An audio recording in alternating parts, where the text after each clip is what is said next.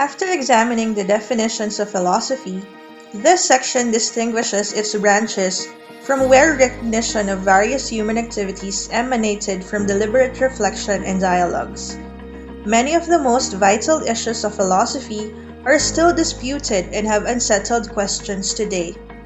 Nevertheless, one of the greatest needs of anyone seeking wisdom is a genuine sympathy and an understanding of all the most diverse points of view. A narrow provincialism of mind, limited to the ideas and outlook of a single party or a single age, is wholly incompatible with a real philosophical attitude. Wave Beats Music. The branches of philosophy are metaphysics, ethics, epistemology, logic, and aesthetics. Let us start our discussion with metaphysics. Metaphysics is really only an extension of a fundamental and necessary drive in every human being to know what is real. The question is, how to account for this unreal thing in terms of what you can accept as real. Thus, a very big part of the metaphysician's task is to explain that part of our experience which we call unreal in terms of what we call real. In our everyday attempts to understand the world in terms of appearance and reality, we try to make things comprehensible by simplifying or reducing the mass of things we call appearance to a relatively fewer number of things we call reality. For instance, for Thales, a Greek philosopher, everything is water. He claims that everything we experience is water, which we call reality. Everything else is appearance. We then set out to try to explain everything else in terms of water. Clouds, for example, or blocks of ice do not look like water, but they can be explained in terms of water. When water evaporates, it becomes a cloud, and when water freezes, it becomes ice. Both the idealist and the materialist metaphysical theories are similarly based on unobservable entities, mind and matter. We can see things made of matter, such as a book or a chair, but we cannot see the underlying matter itself. Although we can experience in our minds thoughts, ideas, desires, and fantasies, we cannot observe or experience the mind itself that is having these thoughts, ideas, and desires. It is this tendency to explain the observable in terms of the unobservable that has given metaphysics a bad name to more down-to-earth philosophers. Plato, Socrates' most famous student, is a good example of a metaphysician who draws the sharpest possible contrast between reality and appearance. Nothing we experience in the world with our five senses is real, according to Plato. Reality, in fact, is just the opposite. It is unchanging, eternal, immaterial, and can be detected only by the intellect. Plato called these realities as ideas of forms. These are meanings which universal, general terms refer to, and they are also those things which we are talking about when we discuss moral, mathematical, and scientific ideals. Wave Beats Music. Gentleman thinker, philosophical concepts explained in brief in a posh English accent. What is metaphysics? Metaphysics is a branch of philosophy, just like aesthetics, logic, or ethics. Metaphysicians concern themselves with questions like, what is an object? What does it mean to say that something might have been true? What is a cause? What is a property? What is the fundamental nature of time? And so on. But these are all examples of metaphysics. More difficult is to say what metaphysics is, essentially. The reason this is so difficult is because metaphysics has changed. Prior to the Middle Ages, metaphysicians studied first causes and eternal things, as opposed to physics, which studied ordinary causes and ordinary things. But since the medieval period, metaphysics has expanded into all of the questions we just mentioned and more. Exactly what makes a question a metaphysical one is itself a matter of philosophical debate. Some say that metaphysics is supposed to explain the most fundamental features of the world, others say that it should run parallel to science, and still others say that metaphysics is a category for philosophical questions that don't fit anywhere else. For the common student of philosophy, examples of questions are still the most convenient way to understand the business of metaphysics. Subscribe to PhilosophyTube for more from the Gentleman Thinker. Till then, cheerio, old chap!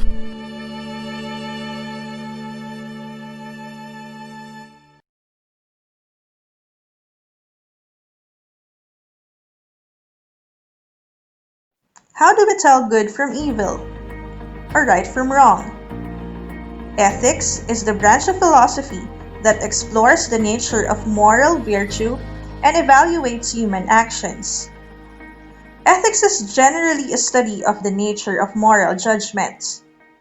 Philosophical ethics attempts to provide an account of our fundamental ethical ideas, whereas religion has often motivated individuals to obey the moral code of their society. Philosophy is not content with traditional or habitual ethics, but adopts a critical perspective. It insists that the obedience to moral law be given a rational foundation. In the thought of Socrates, we see the beginning of a transition from a traditional, religion-based morality to philosophical ethics. What constitutes a human person? For Socrates, to be happy, a person has to live a virtuous life. Virtue is not something to be taught or acquired through education, but rather, it is merely an awakening of the seeds of good deeds that lay dormant in the mind and heart of a person. Knowing what is in the mind and in the heart of a human being is achieved through self-knowledge. Thus, knowledge does not mean only theoretical or speculative, but a practical one. Practical knowledge means that one does not only know the rules of right living, but one lives them. Hence, for Socrates, true knowledge means wisdom, which in turn means virtue. The Greek word arete, which we translate as virtue, seems originally to have been associated with valor in battle and may be connected with the name of the Greek god of war, Ares, whom we know better under his Roman name, Mars. Both the Greek word arete and its English equivalent virtue have connotations of manliness. So, when Socrates came to define virtue, he thought of courage as one of its prime components, and he came up with the proposition that courage, therefore, as virtue is also knowledge.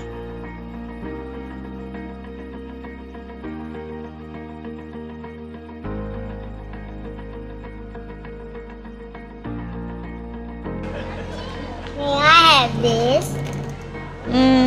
No.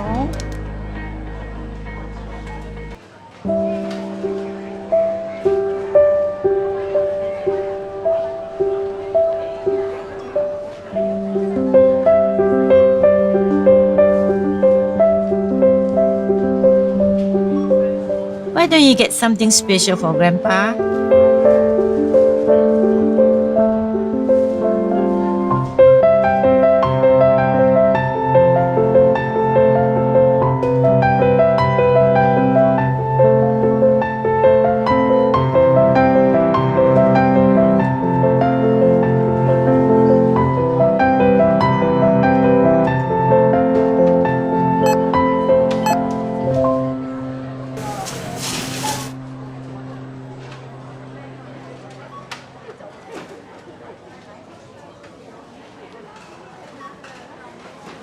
I'm sorry.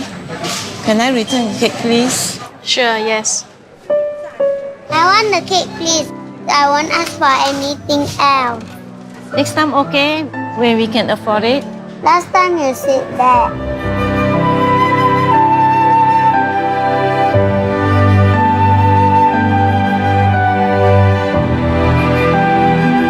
You don't want this? I'll take it then.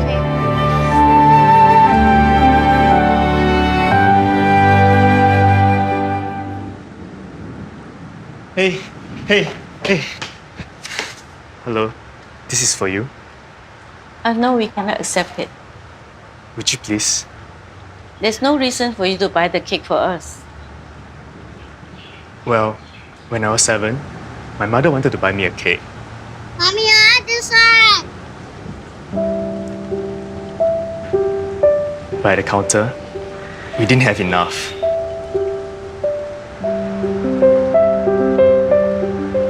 Can we get something else? It's my birthday today.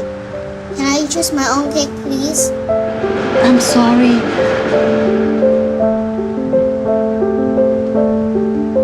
Then, there's this man.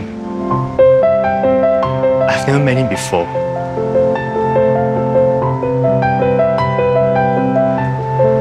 Here, have the cake. Happy birthday. I didn't know his name.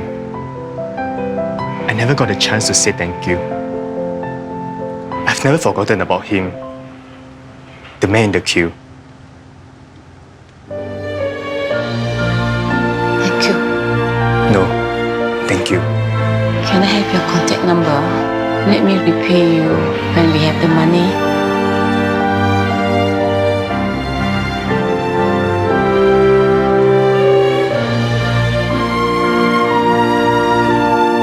Promise me something, okay? Someday, when you're able to help somebody, you will do it? May I know your name, mister? Well, I'm the man in the queue.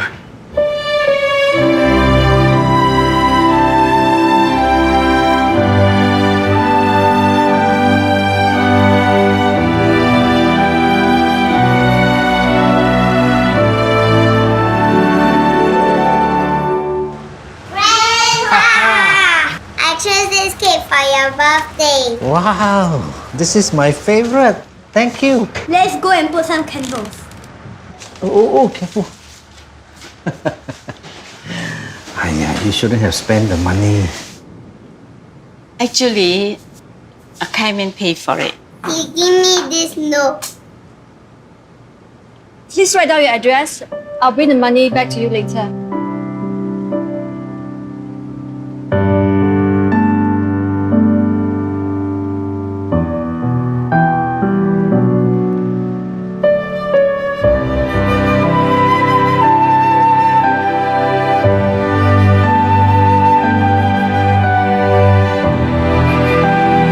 A simple act of caring creates an endless ripple.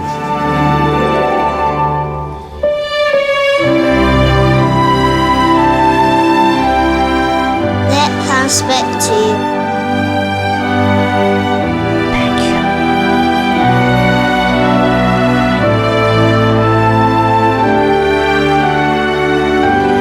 Happy birthday to you. Happy birthday.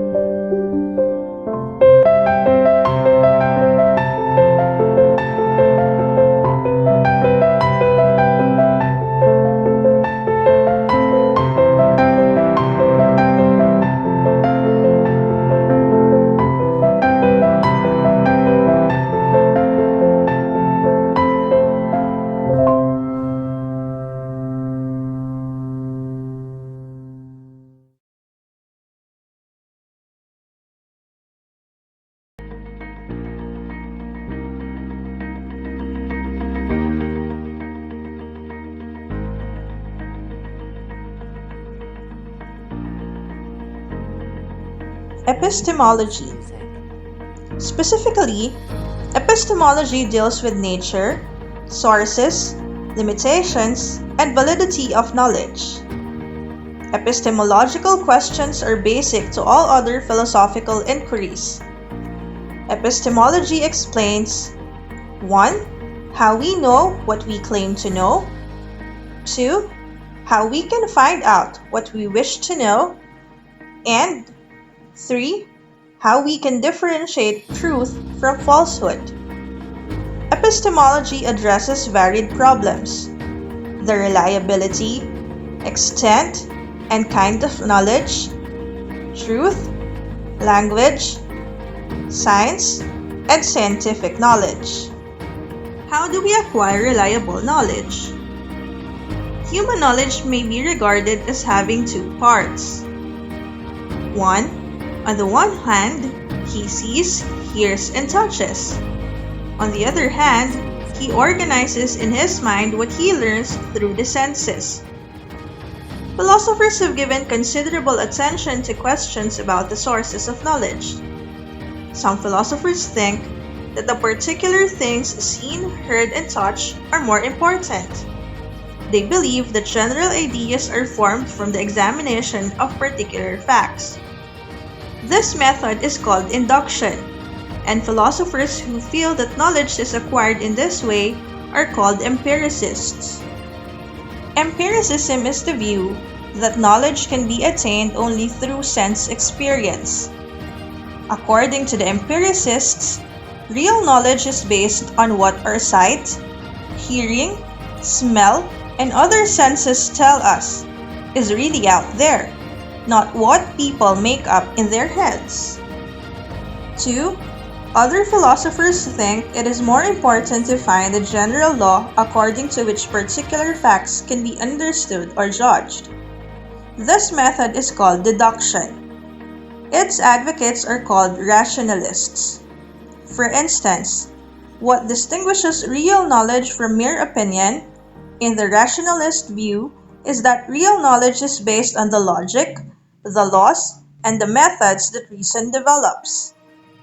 The best example of real knowledge the rationalist holds is mathematics, a realm of knowledge that is obtained entirely by reason that we use to understand the universe. For our next discussion on the branches of philosophy, let us first do this activity. Let me test how well you can think. Following are questions for you to answer. Number 1. What occurs once in a minute, twice in a moment, but never in an hour? Number 2. If a plane with Chinese passengers crashed on the border between the United States and Canada, where should the survivors be buried? Number 3.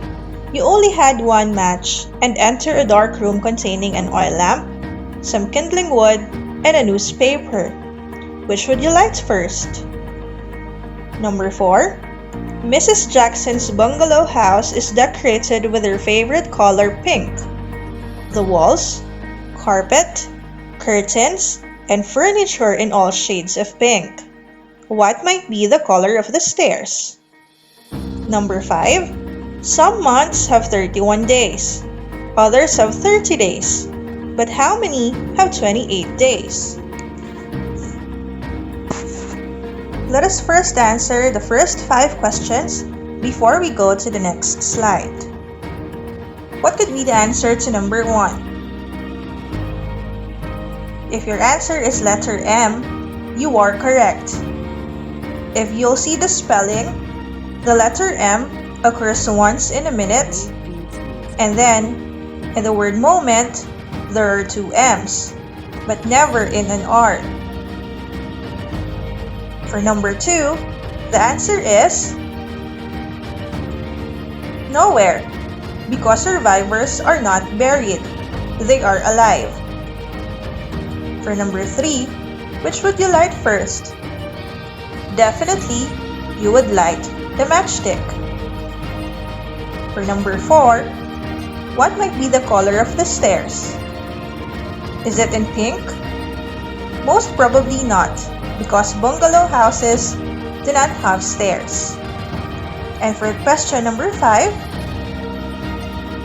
I hope your answer is 12 months. Yes, because all months have 28 days. Let us continue our activity. Number 6. What do you sit on, slip on, and brush your teeth with? Number 7. There are important rooms in a house. The first one is filled with money. The second one is filled with jewelry. One day, all of these rooms burst into fire. Which room did the policeman put out the fire in first? Number 8. You are driving a bus. When you begin your route, there is an old woman named Mrs. Smith and a young boy named Raymond on the bus. At the first stop, the old woman lives, and a salesman named Ed enters. At the next stop, Jack and his sister Jill get on, as well as 3 women with shopping bags. The bus travels 15 minutes, then stops, and Raymond gets off, and a man and his wife get on. Next, a woman with a bird in a cage gets on the bus. The question is, what is the name of the bus driver? For the answers, number 6. Yes, you sit on a chair, slip on a bed, and use a toothbrush to brush your teeth with. No complications. Number 7. Which room did the policeman put out the fire in first? Is it the one filled with money or the one filled with jewelry? The answer is none, because it's the firefighters who put out the fire. And for number 8, what could be the name of the bus driver? It's your name, most likely, because if you will look at the first sentence on number 8, it is already specified that you are the one driving the bus. For the last part of this activity, number 9, which word in the dictionary is spelled incorrectly? Number 10, how many of each species did Moses take on the ark with him? And number 11, imagine you are in a dark room. How do you get out? What are the answers? For number 9, what do you think is the word spelled in the dictionary incorrectly? Yes, it's the word incorrectly, because you spell incorrectly as INCORRECTLY,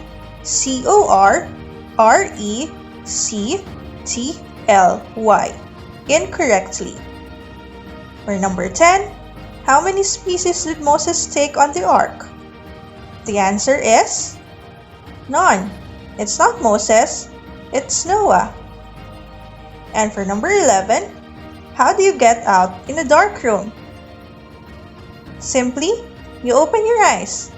Remember, you are just imagining. Logic. Reasoning is the concern of the logician. This could be reasoning in science and medicine, in ethics and law, in politics and commerce, in sports and games, and in the mundane affairs of everyday living. Varied kinds of reasoning may be used, and all are of interest to the logician. The term logic comes from the Greek word logike and was coined by Zeno the Stoic. Etymologically, it means a treatise on matters pertaining to the human thought.